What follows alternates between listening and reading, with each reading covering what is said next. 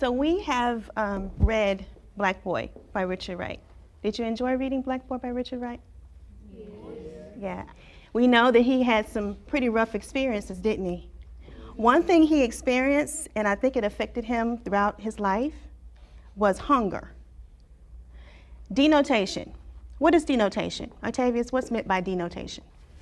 Denotation is sort of like the definition or the meaning of the word. Where do you get that? Where does that come from? Dictionary. Yeah, from the dictionary. So if we were to look up hunger in the dictionary, we might see something like what, Michaela? Desire. Desire for something, right? But what if we wanted to think about hunger, for example, in terms of what it means or what it feels like? What term do we use to describe that? It's sort of like the opposite of denotation. Say it louder.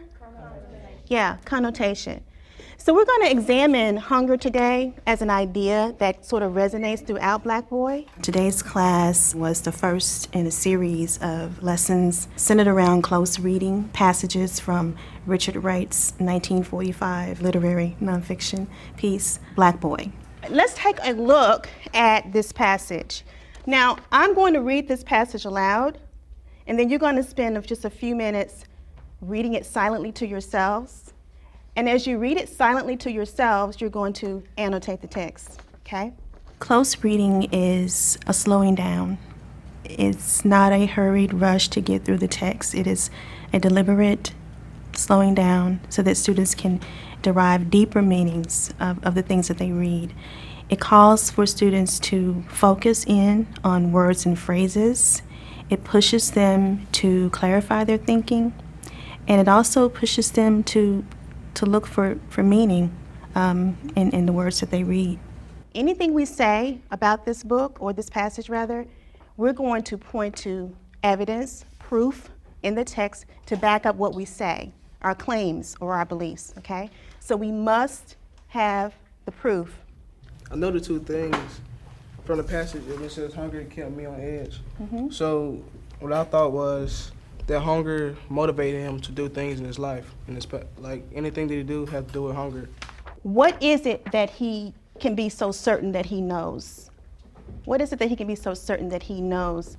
Like everything that he did was because of hunger. Like when he turned the faucet on highly and let the water cascade in his mouth so he can feel full for a moment. So that word is there, cascade into my what? Stomach. So that's your textual evidence?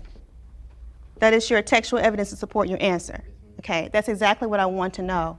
So why does Richard not want to share his vanilla wafers with anyone? He didn't want to share them because he was hungry. And it was a craving to him. So who would want to share them? Can you tell me specifically in the text what you would use to support that answer? It say, hunger that created me all cravings. No food that I could dream of seeing half so utterly delicious as vanilla wafers. But on down from there, he talks about being alone and eating these vanilla wafers and not wanting to share with anyone. Why does he do that? Well, it said he walked back from the corner store with the vanilla wafers slowly. Slowly. So that word, slowly, suggests what? Stalling time so he could eat them quicker without sharing with no one. Yeah. What is it like when you eat something and you savor it? Don't you pause for a moment to kind of just enjoy that? Yeah. Is that what Richard is experiencing here? With the word slowly, and he describes it that way? So let's talk about effect. What effect, Antoinette, does the author create when he twice uses this word craving? Because it comes up twice. Craving. We know what a craving is if we look the word up in the dictionary, but what is the connotative meaning, Travis, of craving? You say he would sit on the front step and dream of eating another box. The craving would finally become so acute that I would force myself to be active in order to forget it. Which word in that just that part of the text that you just quoted is probably the strongest besides craving? Acute. Acute. Yeah. Why do you think that is so strong? Because it mean like when he said he had the craving for something, it came acute. It mean like it made him want another one, and like it became real. For the next few minutes, you're going to work individually in your groups, and you're each going to answer one question and discuss it as a group. I know that as a teacher, I'm always reflective about my practice, and so I know that we will have to do a little bit more work in terms of having students to further back up their claims and talk a little bit more about why they chose a particular piece of textual evidence. All right, Octavius, Jaleesa, and Joshua, you guys addressed this idea of hunger sort of moving through this passage. How does it move through the passage? Each time the hunger get more severe, it's like his emotions grow with it. So it's like each time he uses it, it gets severe. That's what I said, but it just gets severe. And so, Jaleesa, what textual evidence did your group talk about? Or Joshua, either one of you could answer. Joshua, yeah. Our textual evidence is the first sentence where it said, once again I knew hunger, biting hunger, hunger that made my body aimless, restless, hunger that kept me on the edge, that made my temper flare, hunger that made hate leap out of my heart like the dart of a separate tongue, hunger that created the old grave. And so not only is there repetition, but there is a sort of movement from the beginning to the end, how it gets to be more and more extreme. I want you all to now pick up your copy of Black Boy and turn to page 161. 161. Summer. Follow along with me, please. Summer, bright, hot days. Hunger is still a vital part of my consciousness. Passing relatives in the hallways of the crowded home and not speaking. Eating in silence at a table where prayers are said. My mother recovering slowly, but now definitely crippled for life. I chose Black Boy by Richard Wright because it offers the level of text complexity that my students need to meet the demands of the Common Core state standards. There's so much richness there. It gives due diligence to what I want my students to get from the text and from this sort of analysis and this kind of work. So he opens up this passage again pretty much with that word hunger. But this time, he's a little older, obviously. This time, is it the same sort of hunger, or is he desiring something else? I really think it's for something else because what he's talking about dealing with money and the well-being of his mother and the home that she's in.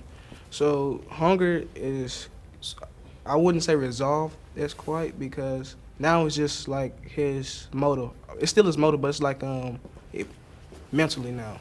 And what evidence from this passage can you point out for supporting your claim? Well, I'm gonna like skip a little bit, but he opened up with hungry. Then like the end, he says, "My friends are buying long pants suits that cost for $17 to $20. A sum as huge to me as the Alps. This was my reality in 1924." How do you know that what you're saying textually supports your answer?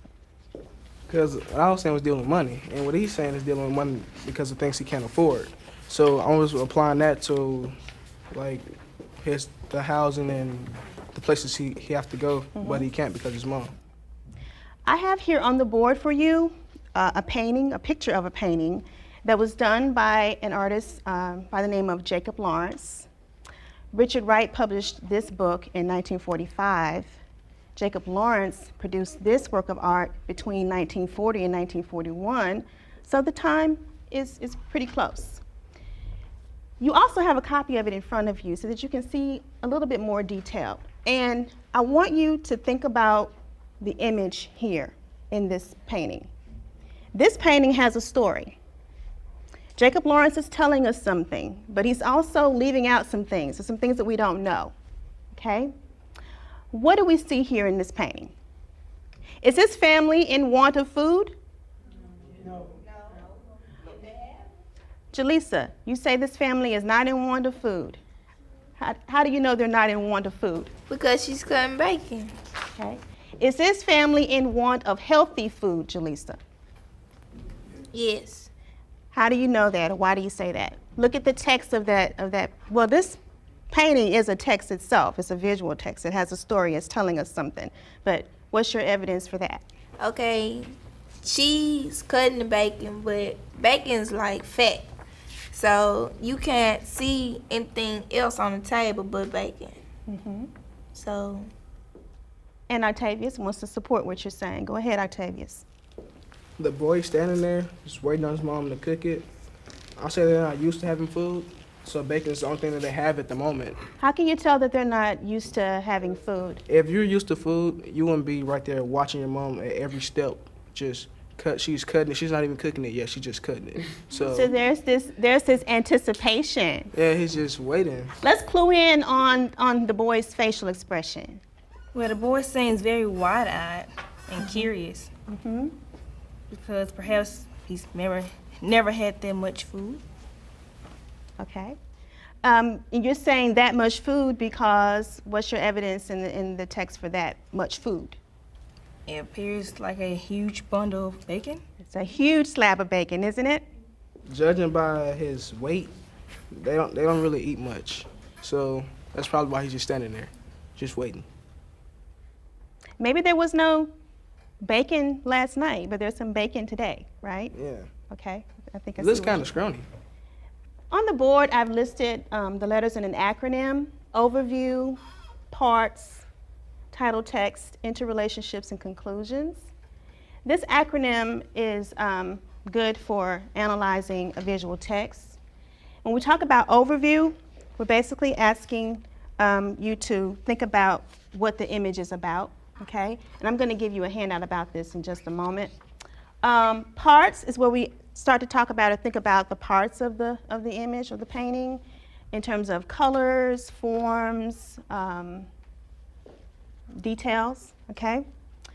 Title and text, we know the title, and text has to deal with those things you've already kind of been talking about, knowing that this young boy has a sense of expectation, expression of expectation on his face, that there's this huge piece of, or slab of bacon there that may not be the healthiest food, but it's something to eat. There's a warrant there nonetheless.